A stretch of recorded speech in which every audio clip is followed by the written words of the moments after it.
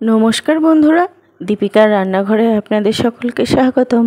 আজ নিয়ে এসেছি পনিরের এক রেসিপি নিয়ে, পনির মহারানি।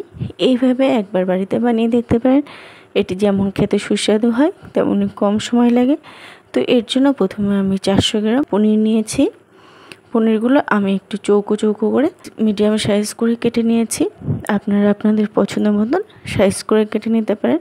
তো সমস্ত পনিরগুলো এইভাবে কেটেছি দেখুন। এরপর আমি দুটো মশলা করে নেব। একটা মিক্সিং জারে নিয়ে নিলাম কিছু আদা ও 4টে কাঁচা লঙ্কা, অল্প একটু জল দিয়ে একটা পেস্ট করে নেব।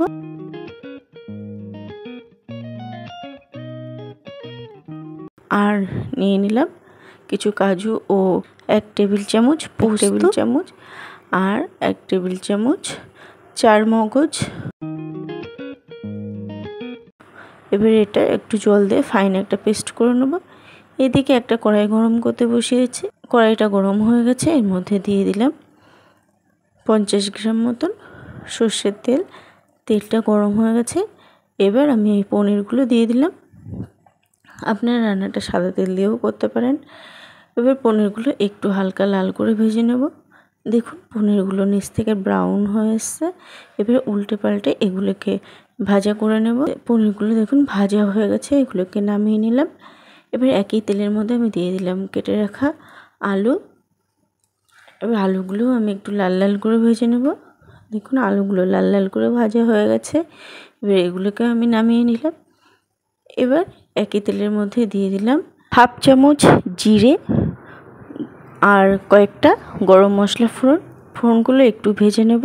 এবার দিয়ে দিলাম একটা মিডিয়াম সাইজের টমেটো কুচি। টমেটোটা একটু রান্না করে নেব। দেখুন টমেটোটা একটু মজে এসছে। এর মধ্যে দিয়ে দিলাম আদা ও কাঁচা লঙ্কার পেস্ট। মিক্সিং জারটা ধুয়ে অল্প একটু জল দিয়ে দিলাম। এবার ভালোভাবে আর একটু মিশিয়ে নিলাম। এর মধ্যে দিয়ে দিলাম গুঁড়ো মশলা 1 চামচ জিরে গুঁড়ো, 1 চামচ কাশ্মীরি রেড চিলি পাউডার, 1 চামচ গোলমরিচ গুঁড়ো, রঙের জন্য 1 চামচ হলুদ গুঁড়ো।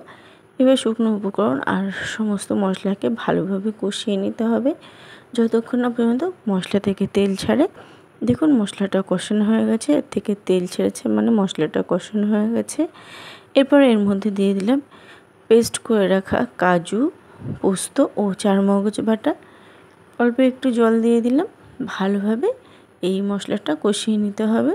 দেখুন মশলাটা একটু কষানো হয়ে গেছে। এর মধ্যে দিয়ে দিলাম ভেজে রাখা আলু। এবার আলুর সাথে মশলাটা ভালোভাবে কষিয়ে নেব। এবার পরিমাণ মতন দিয়ে দিলাম গরম জল, আর দিয়ে দিলাম স্বাদ অনুযায়ী লবণ 1 চামচ আর 1 চামচ চিনি। এরপর ভালোভাবে মিশিয়ে নিলাম। এবার দিয়ে দিলাম ভেজে রাখা পনিরটাও একটু ভালোভাবে মিশিয়ে নিলাম, আর দিয়ে দিলাম দুটো কাঁচা লঙ্কা।